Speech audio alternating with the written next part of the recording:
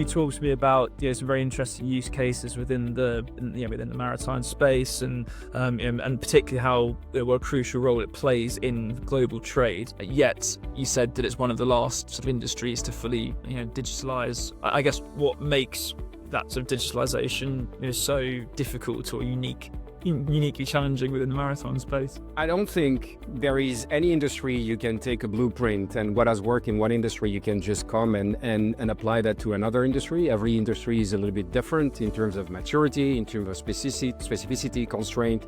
Like obviously maritime has a big constraint, which is connectivity and this operation both onshore and offshore, and this synchronizing that while having potentially some challenge with connectivity. We'll talk about it, but it's evolving very fast, as you can imagine. I never operate with a blueprint. So I've done transformation in other industry, digital transformation, whether it's in automotive, fintech, insuretech, music, like all over the place, right? And the beauty of having done that in different industries is that you have, not that you apply a playbook, but you have things that you have tried, you have things that you can learn from, and then pick a version of that and see what would work in the maritime industry. I think you're absolutely right, Ben. And that's the reason why this industry, at least to me as a technologist and a product person, is extremely interesting, is because it reminds me a little bit 15 years ago, automotive, when I was working in automotive and all that change going on around, it was not so much about the engine itself, it was about the experience and the software on board and all that. And at the same time, you also had everything happening around self-driving car, and there was this big question around